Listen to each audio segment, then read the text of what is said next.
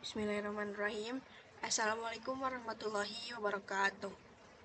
Perkenalkan, nama saya Lia Rahmawati dari PGMI 6A dengan nomor induk mahasiswa 19070727.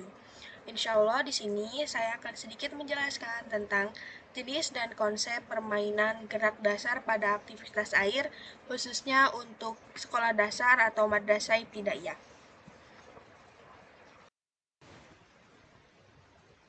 Nah, yang pertama yang akan saya jelaskan adalah pola gerak dasar yang dapat digunakan sebagai dasar anak belajar berenang. Yang pertama ada mengapung, menyelam, meluncur. Dan upaya yang harus dilakukan jika ada yang tenggelam.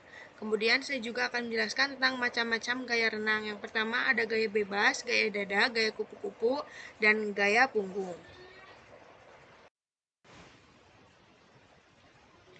Yang pertama ada mengapung.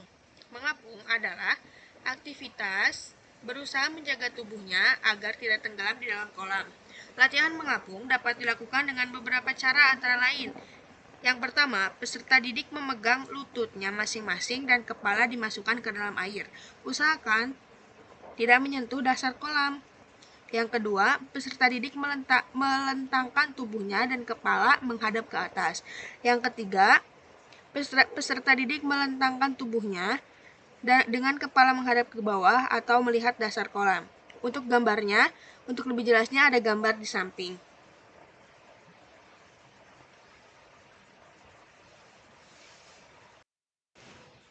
Nah, yang kedua ada menyelam.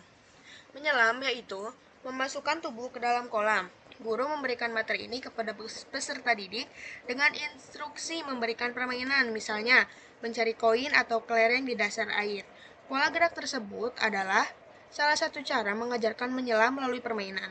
Guru PJOK juga dapat memberikan gerakan menyelam dengan cara guru menginstruksikan anak didik meluncur dari tepi kolam dan berusaha menyelam sejauh-jauhnya. Kemudian, setelah pola gerak dasar menyelam dapat diterima dengan baik oleh peserta didik, gerakan tersebut dapat dilakukan secara berulang. Yang ketiga, meluncur. Meluncur dilakukan dengan berdiri, bersandar di dinding kolam, kemudian kaki menolak pada dinding agar badan memperoleh gaya dorong ke depan, sehingga dapat meluncur di air. Saat meluncur, lengan lurus ke depan dan tungkai juga lurus ke belakang. Latihan meluncur juga bisa dibantu oleh teman dengan cara peserta didik disuruh telungkup, kemudian temannya mendorong kakinya agar bisa meluncur. Dilakukan secara berulang-ulang. Nah, untuk gambarnya, untuk lebih lanjutnya ada gambar di sampingnya. Nah, yang selanjutnya ada macam-macam gaya renang. Yang pertama adalah gaya renang bebas atau freestyle. Gaya renang bebas adalah gaya renang sederhana yang mudah dipelajari. Perenang pemula bisa meluncurkan badan secara cepat di dalam air. Gaya meluncur ini bisa lebih cepat tanpa perlu khawatir. Untuk lebih jelasnya ada gambar tata cara gaya renang freestyle atau gaya renang bebas.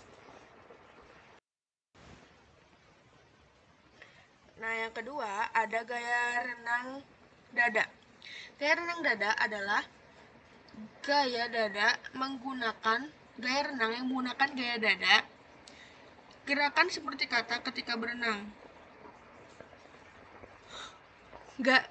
Renang gaya dada disebut juga gaya katak karena gerakannya mirip. Selain itu, teknik berenang ini menggunakan dorongan tangan dan kaki ke depan. Ketika di dalam air, gaya dada membutuhkan dorongan dari bawah ketika kepala melakukan pernapasan. Perenang pemula perlu latihan lanjutan untuk gerakan renang dada. Gaya renang ini cenderung santai dan tidak menghabiskan energi. Nah, contoh gaya renang dada ada di gambar. Yang ketiga, ada gaya renang kupu-kupu. Gaya renang kupu-kupu membutuhkan kekuatan lengan. Gaya renang ini merupakan pengembangan gaya dada. Pusat gerakan berada di bagian lengan, seperti gerakan lumba-lumba. Sementara itu, bagian kaki lurus dirapatkan dan bergerak sesuai gerakan badan.